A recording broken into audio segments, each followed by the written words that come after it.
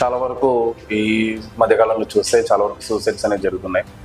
So కొంతమంది parents వల్ల ప్రెషరేషన్ వల్ల కొంతమంది చనిపోతున్నారు. అండ్ అదేవిధంగా కొంతమంది స్కూల్లో కాలేజెస్లో ఎక్కువ ఉంటుందని చెప్పేసి వాళ్ళు కంప్లీట్ చేసుకుంటున్నారు. అంటే పేరెంట్స్ కోసం మార్క్స్ తెచ్చుకోకపోతే రేపు ఫస్ట్ ర్యాంక్ రాకపోతే నేను మళ్ళీ మా నాన్న ఏదో ఒకటి అంటాడని చెప్పేసి ఇంటికి వెళ్ళక చూపెట్టుకోలేక ఎక్కడోసారి ఏదో చేసి సూసైడ్ జరుగుతుంది. సో దాని గురించి నీ opinion? First of all failures ని యాక్సెప్ట్ చేయాలి sir. Failures are stepping stones to success అంటారు కదా సార్. సో ఫెయిల్యూర్స్ ని యాక్సెప్ట్ చేసి నెక్స్ట్ సక్సెస్ కి మనం ట్రై చేయాలి సార్. ఎందుకు నేను చేయలేకపోతున్నా, వాళ్ళు ఎందుకు చేస్తున్నారు అనేది మైండ్ లో పెట్టుకోవాలి. కరెక్ట్. అండ్ అంటే కొంతమంది మోటివేషన్ లేనందువల్ల కూడా సూసైడ్ చేసుకుంటారు.